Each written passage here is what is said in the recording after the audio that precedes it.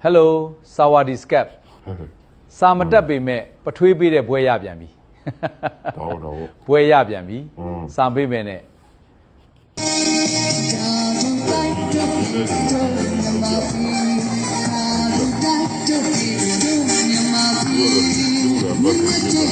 မျိုးကလည်းမတန်းနိုင်ဝဲပြားမ စမှုရပတ်စင်ရှင်တို့သူသဘောနဲ့သူလာတယ်ဆိုပေမဲ့လည်းမျက်နှာနေတော့တစ်ချက်ရှိုးလိုက်နော်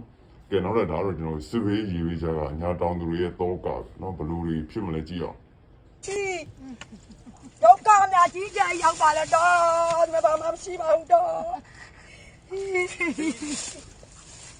ဘာမှမရှိတော့နာဦးလိုက်စားခုံတော့ငါကျတော့ခုဘာမှမရှိတော့ပါဘူးတော့ပြပြပြောင်းတော့ပါတော့ဒီစင်မပြေတော့ပါဘူးတော့တရွာလုံးကိုမမဟုတ်ပါဘူးတော့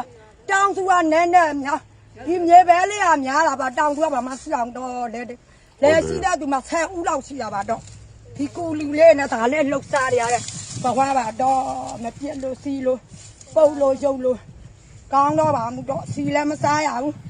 စီကြောသားလည်းပြုမသားမျိုးလည်းမရတော့ပါဘူးတော့သူကဘာလားခြားကြတော့မှကျတို့အဲ့လိုချာမလာကျတို့လုံရတော့မှမတတ်နိုင်တော့ဘူးဘယ်လိုလှုပ်ရှားမှဒီဝင်းသားလည်းမရှိတော့ပါဘူးတော့လုံရတဲ့ဘွားတောင်စုလုံရအမြန်တော့ဒီဘာမဲ့တော့ဘာမှမရှိပါဘူးတော့ကျန်လို့စီလို့ပါတော့ပုတ်လို့နာလို့ခေါင်းလို့စိတ်ကြလည်းညင်လာပါဤတော့ကောင်းပါဘူးတော့မိုးရတော့လေအိတ်စရာနေရမရှိခုလဲကျေးရတော့တော့ဘယ်အိတ်လို့ပဲရမှမလို့ဖြာခဲတော့အိမ်မရပါဘူးတော့ဂရီလေးပါဘူးခုနဆွေးဒီမလွယ်ပါအောင်စားဝင်နေရလဲခုလဲတယ်လည်းပြက်ကုန်ပါတော့လဲလေးမိုးကောင်းတော့ဖြစ်တဲ့လောက်လေးလောက်တာလဲခုမြေပဲရပြတ်တော့ဖာရှားတော့မှာတော့စိတ်ကြလည်းမကောင်းပါဘူးတော့စားဝင်နေလဲအစင်မပြေဘူးတရားတော့ဒီရောတော့စကွေးကိုဝင်ပြီးတော့တောင်းချင်ပြီးဝင်ဆွဲနေလို့နေရတယ်ဆိုတော့ဒီနေလေးတွေပေါ့နော်မကြည့်လားအဲ့လိုအဲ့ဒါဆိုရများလေဟော်ရီပေါ့နော်ဒီကတော့မှပေါ်တာဆွဲတယ်ဟိုတွေ့ရင်လေဒီရဆိုပြီးတော့တတ်တာရောဖေငါတို့မစလိုက်ပါနဲ့ပြတော့သေးမယ်နော်ရုံးလာလူငယ်တွေပေါ့နော်လုံးဝပေါ့လေစစ်မှုတန်းထည့်လိုက်ပြီးရမထည့်ထည့်လိုက်ပြီးရမထည့်လိုက်ပြီးရအဲ့ဒါဟိုကောင်းလေးအေးသေးလို့စစ်မှုတန်းပြေးနေရပါတယ်လို့စစ်တဲ့ရွာလဲဝင်လို့ပြေးနေရပါတယ်လို့စစ်တဲ့ရွာလဲဝင်လို့မပြေးရဘူးဘာမှမလုပ်ဘူးသူကြည့်တာနော်ကဲနောက်ထပ်မင်းအွန်လိုင်းလိုချင်တာမှန်သမျှပေါ့နော်ကျွန်တော်အကုန်ပေးနိုင်တယ်ဆိုပြီး Belarus တမနာကကျွန်တော်ပြောရပြနော်ဂျပန်မင်းအွန်လိုင်းလိုအပ်တာမှန်သမျှအကုန်ပေးနိုင်တယ်ဆိုပြီးတော့ Belarus တမနာကပြောတယ်ဒါ Alexander Lukashenko ကပြောတယ်ပေါ့နော်ကျွန်တော်လက်ရှိနဲ့အနာဂတ်မှာလိုအပ်တဲ့အရာတွေအားလုံးကိုတဲ့ Belarus နိုင်ငံကအကူအညီပံ့ပိုးပေးနိုင်တဲ့အကြောင်းပေါ့နော်ကျွန်တော် Belarus တမနာကကျွန်တော်ဒါ Alexander ပေါ့နော်ဒါ Lukashenko ကကျွန်တော်မင်းအွန်လိုင်းနဲ့တွေ့ဆုံတဲ့အချိန်မှာပြောခဲ့တာဖြစ်တယ်ဒါသူရဲ့ပြောကြားချက်ရပါတော့ဘီလာရုစ်နိုင်ငံမှာလိုအပ်တဲ့အရာတွေကိုကူညီပေးခြင်းလေ့ကျင့်သင်ကြားပေးခြင်းနဲ့ပံ့ပိုးပေးခြင်းတွေပြုလုပ်နိုင်တဲ့နည်းပညာတွေရှိတယ်ဆိုပြီးသူကပြောတယ်ပေါ့နော်ဒါအကြမ်းဖက်အားပေးတဲ့ကောင်တွေပေါ့နော်ဒီတွေတသက်မမေ့တဲ့ကောင်ဒီလိုကောင်တွေပေါ့နော်ရုရှားတို့တရုတ်နော်အဓိကတော့ဒီတရုတ်ရုရှားနော်ဘီလာရုစ်ပေါ့နော်သူတို့ကအမြဲတမ်းတမရတွေဆိုတော့မင်းအောင်လိုင်းလည်းအဲ့လိုလိုက်ဖြစ်ချင်တာပေါ့ဗျာနော်ဒါပေမဲ့လည်းလက်တွေ့မှာပဲလိုလို့ဖြစ်မှာလေနော်ကဲနောက်ထပ်ကျွန်တော်ဒီကောင်လေးပဲပြောတာပဲဒါBelarus နဲ့မြန်မာနဲ့ပေါ့နော်ကျွန်တော်ပူးပေါင်းပြီးတော့ကမ္ဘာမြေကိုအဝေးကနေအာရုံခံစောင့်ကြည့်နိုင်တဲ့အာကာသယာဉ်ငယ်တိစောက်ဖို့မြန်မာ Belarus ဆွေးနွေးရဆိုတဲ့အကြောင်းပေါ့နော်ဒါသူတို့ကတော့လုပ်လိုက်ဘိုးကျောင်းဆန်းပြောခဲ့သလိုစစ်တပ်ကတိုင်းပြည်အစီအကံဖြစ်ရမှာ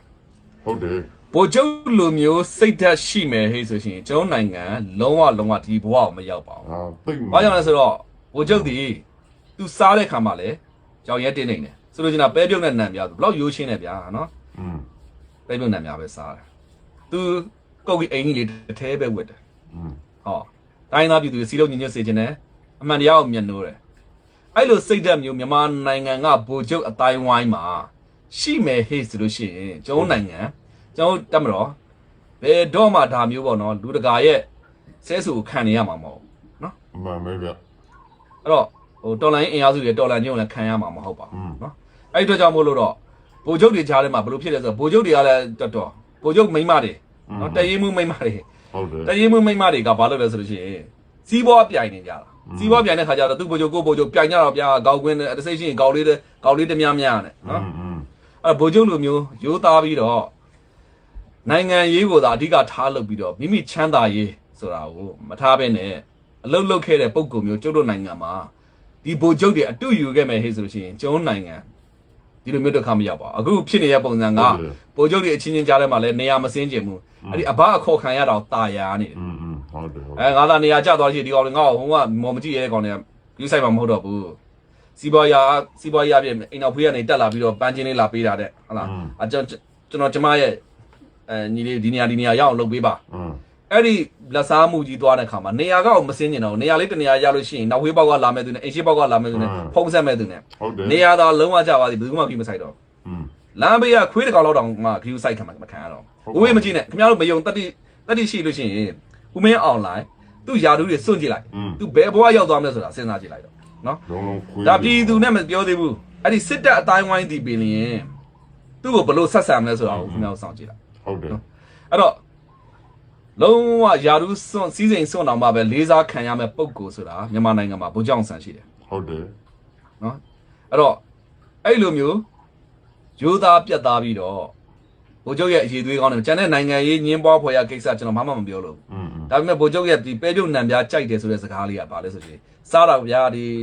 ကျွန်တော်တို့ကိတ်မုတ်တွေမှာဟလာဟိုတယ်စာတွေမှာမဟုတ်ဘူးလေဗျာနော်ပဲပြုတ်နေနံပြားလေးနဲ့စားလဲဘိုင်းဝါလာပါပဲအခုဗိုလ်ချုပ်တွေကတော့ဟိုဟိုတယ်မှာစားခြင်းဒီဟိုတယ်မှာစားခြင်းဟိုနေရာမှာကောက်ရိုက်ခြင်းဒီနေရာမှာကောက်ရိုက်ခြင်းနဲ့နော်ကမြင်းကြောထားဖို့ပဲချောင်းနေပြီးတော့ယာလူပေါ်မှာတာယာ feeling တက်ပြီးတော့ဇိမ်ရစ်နေတော့နော်ကောင်းစားနေတဲ့ပုံကိုယ်တွေဖြစ်နေအဲ့လိုဗိုလ်ချုပ်တွေများနေတဲ့အတွက်ကြောင့်မို့လို့ကျုပ်တို့နိုင်ငံစစ်ရေးလည်းမအောင်မြင်တာဝေးမကြည့်နဲ့ခါလဲရှေ့တန်းမှာစစ်ပြင်းကောင်းလေးကောက်ရိုက်မပြတ်ဘူးဒီပုံကိုယ်တွေနော်ကောက်ရိုက်မပြတ်ဘူး KTV သွားမပြတ်ဘူးဒီပုံကိုယ်တွေကြည့်မတရားလူတော့စစ်ပွဲတွေအခုကျွန်တော်မပြောချင်စစ်တဲ့မပြောချင်ဘူးအဲ့တော့ကျွန်တော်ဆိုလို့ကျွန်တော်ကဗိုလ်ချုပ်ရဲ့ဒီပေါ့နော်ရည်သွေးကောင်းလေးတွေဖြစ်တဲ့ရိုးရှင်းစွာနေခြင်းရိုးရှင်းစွာဝတ်ခြင်းနော်လောဘမရှိခြင်းနော်နိုင်ငံရေးသာဦးစားပေးခြင်းပြည်သူသာဦးစားပေးခြင်းဆိုတဲ့စိတ်ဓာတ်မျိုးလေးတွေဒီဗိုလ်ချုပ်တွေလက်ထက်မှာနော်နှလုံးသားထဲမှာကင်းအောင်လာတဲ့နေ့တက်မတော်ဟာတာယာလိုက်မယ်အခုတော့မဟုတ်ဘူးစီးပွားပြိုင်နေတာပို့ဆိုတာဗိုလ်ချုပ်ကြော်တွေကလည်းတယောက်နဲ့ပြိုင်နေနော်ဒီကရောနဲ့ဟိုကရောနဲ့ပြိုင်ဟိုဂိတ်ကပြိုင်ရတခါလဲရွှေကိုအပြိုင်ဆိုင်ဝယ်နေကြတာခင်ဗျားတို့အဲ့ဒီမှာရန်ကုန်မြို့မှာတခါလဲနေအောင်အဲ့ဒီရွှေပစ္စည်းတွေစည်းစိမ်ဥစ္စာတွေရတယ်ဆိုတော့လေပြည်သူတွေရဲ့ချွေးနှဲသားတွေကိုမတရားလူယူထားတာဓမြတိုက်ထားတာနော်အခုကဘယ်လိုရှင်လဲဆိုတော့နော်ဒါတရင်မှုကတော်ကြီးကငါယောက်ျားကငါရဲ့ဘူကြီးကဘယ်လောက်ဓမြတိုက်နိုင်တယ်လဲသူ့ဘူကြီးကဘယ်လောက်ဓမြတိုက်နိုင်လဲဘယ်လောက်ကိုရင်ဖန်နိုင်လဲဆိုတော့ပြိုင်နေကြတာကြားထဲမှာပြည်သူကတည်မလားသူတို့ပြိုင်စရာပြိုင်ခံစရာပေါ့နော်ဒါဟိုကျွဲနဲ့ကောင်ကတ်တဲ့ကြားမြေသာပင်ဖြစ်နေအဲ့လိုမျိုးနော်ဝေမကြီးအဲ့ဗိုလ်ချုပ်ကြော်တွေကလည်းတနည်းဗိုလ်ချုပ်တွေထက်အောင်ပို့ပြီးတော့အာဏာရှိနေသေးတယ်နော်ဗိုလ်ချုပ်တွေတရင်မှုတွေထက်ပိုအာဏာရှိတယ်ပိုက်ဆံတွေကလည်းထောတဲ့ခါကျတော့ဘဲမှာသွားအန်းတယ်မှတ်လဲယောက်ျားရှည်တန်းထွက်မယ်စေရုံးမှာရှိနေမယ်အဲ့ဗိုလ်ချုပ်ကြော်တွေဘဲမှာမရောက်ဘူးအနေခန်းတို့စပါတို့ရောက်နေအဲ့ဒီမှာလဲလမ်းလေးတွေနော်ကျွန်တော်တို့အစင်လေးတွေအများကြီးအနှိတ်ခမ်းမှာရှိတာဟုတ်နော်သူတို့အချင်းချင်းအပြိုင်အန်းနေကြတာဟုတ်တယ်အပြိုင်အန်းနေကြတာစပါတို့ဘာလို့ရန်ကုန်မြို့မှာရှိတဲ့စပါတွေအားလုံးကြည့်လိုက်ခင်ဗျားတို့ဗိုလ်ချုပ်ကြော်တွေပဲသွားတာဟုတ်နော်ခင်ဗျားဗိုလ်ချုပ်ကြော်တွေသွားတယ်ဟိုမှာသွားအန်းတယ်ခင်ဗျားတို့ကရှာရအောင်ရှာနော်ခင်ဗျားတို့ယာလူပေါ်မှီပြီးတော့ရှာဟိုမှာတော့သွားပြီးအန်းနေကြပြီဟုတ်တယ်နော်စပါတို့ဘာလို့မှယောက်ျားလေးအနှိတ်တယ်တဲ့အဲ့ဒါယောက်ျားလေးအနှိတ်တယ်ခန်းဆိုလို့ရှိရင်ကျန်တဲ့သူဆိုရင်တော့ဗာစပါတို့အနှိတ်ခမ်းလို့ဆိုတာရိုးရိုးသားသားနှိပ်ပါတယ်ဗာညာဆိုပြီးတော့အဆောင်ကမကြလာကြည့်တာဗောရိုးသားနှိပ်ရလားကောင်မလေးကိုဘာကြီးလုပ်နေသေးလဲနော်အဲ့တို့ချင်းညှိနေကြသေးလားဒါဘယ်လိုခေါ်မလဲဆိုတော့ပြီးယုံမဟုတ်ဘူးဒါအနှိတ်ခမ်းဆိုပြီးတော့ထားတယ်အဲ့တော့လာချောင်းတယ်အဆောင်ကအဲ့ဒါမှဗိုလ်ချုပ်ကြော်တို့နော်တင်းမောသားကြော်တို့ဆိုလို့ရှိရင်ဒီကောင်တွေငါတို့အေးစင်းတာလာမကြည့်နဲ့ဆိုလို့ရှိရင်ရော့တော့လာမကြောင်လာနဲ့တကားပဲပိတ်ထားတယ်ဘယ်တော့မှမလာတော့နော်အမှခင်ဗျားကအန်းနေပြီခင်ဗျားတို့ရဲ့အစင်လေးတွေကနှိပ်ပေးနေပြီအဲ့တော့ခင်ဗျားတို့ဗိုလ်ချုပ်ကြော်တွေအဲ့တော့ပြောချင်တယ်ဗျာနော်သတိထားပါ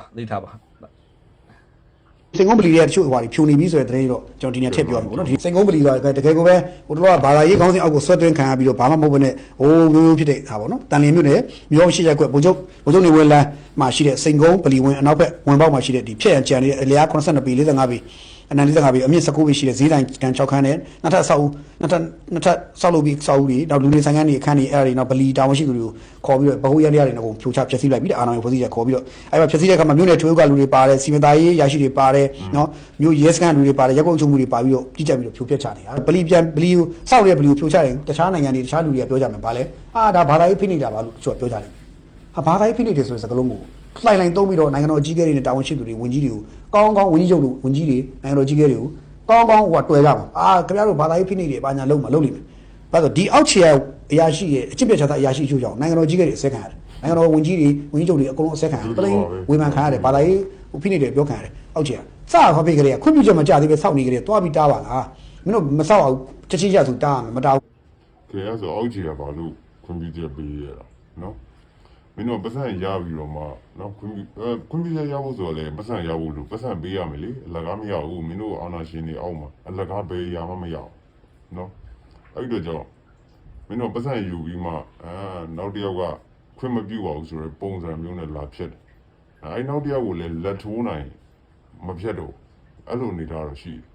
နော်ဒါအာဏာရှင်စနစ်ဆိုတော့မတော်လို့မရဘူးဆိုရင်ရဲစခန်းခေါ်ပြီးချုပ်လိုက်ပေါ့ဒါပဲရှိတာပဲဥပဒေကလုံးလိုက်တရားစွဲလိုက်ပေါ့အဲ့လိုလည်းမဟုတ်ဘူးအခုကစာဝီးတွေရုံလုံးတွေပေါ်ပြီးတော့လူတော်တက်နေတော့မယ်လူတော်ဗလီတော်ဝတ်ပြီးတော့မယ်လူတော်တက်နေတော့မယ်ချိန်ရောက်တော့မှပြူတူပြဲနဲ့ဝေယုံသုံးကိုင်းနဲ့ခုမှသွားပြီးတော့ဟိုဘုန်းကြီးတွေဝင်ပါတော့မှအသက်တာသွားထဖြစ်တယ်ဆိုတာရရဗျာကျွန်တော်တို့ကကြောမကောင်းကြားမကောင်းဖြစ်ခဲ့တာပေါ့ဆရာတော်ဘုန်းကြီးတွေနေနေနဲ့အစဲခံရတော့ပြောခံရတော့ပေါ့နော်သက်ဆိုင်ရာအာဏာပိုင်ဖွဲ့စည်းတွေကိုဒါတွေကိုကြီးကြပ်မှန်မယ်ဟိုဒါထားပါတော့ပြောစစ်စစ်ခဏမေးလိုက်သာသနာရေးတော့ခဏမေးလိုက်ရောင်နိုင်ကြရေးဆွဲဖွဲ့ရတာဝန်ရှိသူတွေဒါကိုကြီးကြပ်ပြီးမင်းတို့ဒါမျိုးတွေကတော့ဖိုင်ဟိုအဲ့အရာရှိတွေခေါ်ပြီးတော့အကုန်လုံးမင်းလာမင်းစတယ်မင်းတို့သွားထုကြတော့တယ်မင်းတို့ဘာကြောင့်ဒါလို့ဖြစ်တာလဲထုကြတော့တင်ခိုင်းရမှာထုကြတော့တင်ခိုင်းရတော့မှာအဲ့လိုမှလုံးမရပါမဟုတ်ရင်ခင်ဗျာဒီလိုမျိုးလျှောက်လုံးနေဘယ်လိုလုပ်မလဲပေါ့နော်ဒါလေးကျွန်တော်ပြောပြတာအဲ့တော့စိန်ကုန်းပလီဟိုတော့ဒါဖြတ်နေပြီဖြိုးပြတ်တာပြီးတော့မယ်လို့ပြောချင်တယ်တရုတ်နိုင်ငံကကိုမင်းစင်ကိုဖမ်းထားတဲ့ကိစ္စဟာမတရားဖမ်းဆီးထိန်းသိမ်းထားတာဖြစ်တယ်လို့တရားဝင်သတ်မှတ်တယ်ဦးမင်းစင်ပြန်လည်လွတ်မြောက်ရေးအတွက်အမေရိကန်အစိုးရ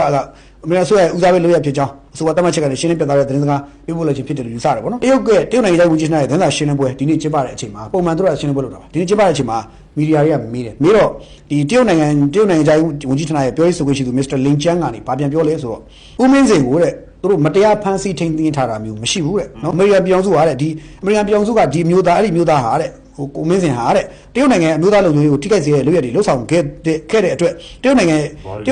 ခဲ့တဲ့အပြင်တရုတ်နိုင်ငံဥပဒေတွေကိုချိုးဖောက်ခဲ့တယ်လို့တန်တရားရှိတယ်ဒါကြောင့်မလို့ဖမ်းတယ်ပေါ့ဗျာဒါမှပြောတယ်တော့ရင်တော့အမေရိကန်တောင်းဆိုတာဦးမင်းစင်ကိုမတရားဖမ်းဆီးထားတာဖြစ်တယ်မင်းတို့ပြန်လွှတ်ပေးဒီလိုပြောတဲ့အချိန်မှာတရုတ်ဘက်ကငါတို့မတရားဖမ်းထားတာမဟုတ်ဘူး तू ကအမျိုးသားငါတို့အမျိုးသားလုံခြုံရေးချိုးဖောက်တယ်အဲကြောင့်ငါတို့ဖမ်းထားတယ်ဒါပဲ तू ရှင်းလေးအဲ့တော့သဘောကတော့နှစ်ဖက်ကြားမှာဒါဘာလဲဆိုတော့စပြီးတော့ကိုမင်းစင်ကိစ္စနဲ့ဒါတန်တမန်အားပြိုင်မှုစတယ်လို့သိပဲတက်ရောက်တယ်ပေါ့နော်ဆိုတော့နှစ်နိုင်ငံနဲ့ဒါအားပြိုင်မှုကိုမင်းစင်ကိုဗဟိုပြုပြီးတော့ဒါပြန်ပြီးတော့ခေါင်းစဉ်တစ်ခုပြန်ရသွားတာပေါ့နော်နှစ်နိုင်ငံကြားမှာပြောစရာကိုမင်းစင်ကိုတည်ပြီးပြောစရာတစ်ခုရသွားတော့အဲ့တော့တရုတ်နိုင်ငံကလည်းသူ့မှာမူဝါဒတစ်ခုရှိထားတယ်သူ့နိုင်ငံကိုထိပါစော်ကားတယ်လို့ပုတ်ခတ်တယ်လို့ဘာလို့လဲအဲ့လိုယူဆရင်သူကနိုင်ငံခြားရောက်နေတဲ့ဘယ်သူဖြစ်ဖြစ်သူတို့နိုင်ငံလာသူတို့ဖမ်းမှာကိုမင်းစင်ရောဟုတ်ပြီကိုမင်းစင်ရောအမေရိကန်ရဲ့ဟိုဖြစ်လာဆိုတော့ဘက်ကပေးထားတယ်ဟုတ်တယ်ကိုမင်းစင်အမေရိကန်နိုင်ငံသားဖြစ်တယ်အမေရိကန်ဘက်ကပေးထားတဲ့ ISP မြန်မာဆိုတော့ပူတော်တယ် ISP မြန်မာရေးသားချက်တွေအကုန်လုံးကြည့်လိုက်လို့ရှိရင်ဖော်ပြချက်တွေရင်တရုတ်နဲ့ပတ်သက်တခါမှကောင်းတာမရှိဘူးတရုတ်ကိုအမြဲတမ်းထုတ်တော်ထားတယ်စော်ထားတယ်မြန်မာဆိုရင်တရုတ်နဲ့ဂျာမန်လည်းဟိုဘာလဲဆိုတော့ဟိုမမြင်ရတဲ့ဆက်ဆံရေးတွေရှိတယ်ဆိုတာကိုလည်းတောက်လျှောက်ရေးနေလေးရှိတယ်အဲ့တော့ပြောရရင်တော့ဟိုတရုတ်ဘက်ကတွေးလေဒီကောင်ငါ့ကိုပဲတောက်လျှောက်တစင်ဆိုင်ငါတို့ကိုပဲအစင်ဆိုင်ချနေတယ်ကောင်ဒီကောင်အခု time တရုတ်ပြည်ရောက်တော့မှဖမ်းတယ်ကွာကောက်ဖမ်းလိုက်တယ်ဒါပဲတရုတ်နိုင်ငံပေါ်မှာကျွန်တော်တို့အနေနဲ့ယုံကြည်ဖို့တင့်သလားမင်းမယုံအောင်ဆိုတဲ့အထိပဲသွားတက်ရောက်တယ်တရုတ်နိုင်ငံအဲ့လိုသူ့ကိုနိုင်ငံကိုစော်ကားပုတ်ခတ်လို့ဖမ်းချင်းဆိုရင်ခင်ဗျားသူ့နိုင်ငံမယုံကြည်အောင်ဆိုတဲ့အထိပဲတက်ရောက်တယ်ကမ္ဘာသူကမ္ဘာသားတွေတရုတ်နိုင်ငံယုံကြည်ရထိုက်တဲ့နိုင်ငံမဟုတ်ဘူးလို့အထိပဲမတက်ရောက်ဘူးလားဒီကွန်မင်းစင်ဆိုတော့မြန်မာပြည်ဖွာအမေရိကန်နိုင်ငံသားဖြစ်သွားတော့မြန်မာပြည်ဖွာအဲ့တော့မြန်မာအမေရိကန်တရုတ်သုံးပွင့်သွားဆိုင်နေမြန်မာဒီကိစ္စမှာနောက်ဆုတ်ပြီးဘေးထွက်ထိုင်ခဲ့တယ်အေးဆေးပဲကြည့်ပဲနေဘာကဲမင်းတို့ဒါအာဏာရှင်နိုင်ငံတွေပြနော်လူတယောက်ကိုဖမ်းညင်နိုင်ဖမ်းမယ်တန်တရားရှိုံနဲ့တက်တယ်မထိုင်ပါပဲနဲ့ဖမ်းမယ်ဒါပဲမင်းတို့အာဏာရှင်စနစ်တွေဒါပဲချီချင်းပြန်ပူတင်ဘယ်လာရုစ်ဘသူတွေကင်ဂျုံအန်ဘသူတွေကဟိုပြည်သူ့ဆန္ဒနဲ့တင်မြှောက်ပြီးတော့ဒါတမနာအများနဲ့ချင်းချင်းပဲဖြစ်နေလဲဆိုတာမင်းတို့သိပါတယ်မင်းအွန်လိုင်းလည်းအဲ့ဒီနောက်ကိုလိုက်ရှင်နေတယ်နော်မင်းအွန်လိုင်းကအများနဲ့တမနာဖြစ်ချင်တယ်သို့တော့မြန်မာနိုင်ငံမူဝါဒနော်သူတို့ချမှတ်ထားတဲ့မူဝါဒကတဘူစင်းတဘူတက်ပဲနော်တယောက်ပြီးတယောက်ခိုးမယ်တယောက်ပြီးတယောက်အာဏာရှင်လောက်ကြမယ်ဆိုရဲပုံစံမျိုးသွားတယ်နော်ကြည့်ထားပါ ကျွန်တော်ရဲ့ဗီဒီယိုလေးတော့ပဲနောက်ထပ်ဗီဒီယိုတွေသတင်းထူးတွေအကြောင်းအရာတွေတွင်ကျွန်တော်ထပ်မံစစ်ဆေးပြီးတော့တင်ဆက်ပေးပါဦးမယ်ကြည့်ရှုအားပေးကြတဲ့အတွက်လည်းအားလုံးကိုအထူးပင်ကျေးဇူးတင်ရှိပါတယ်ခင်ဗျာ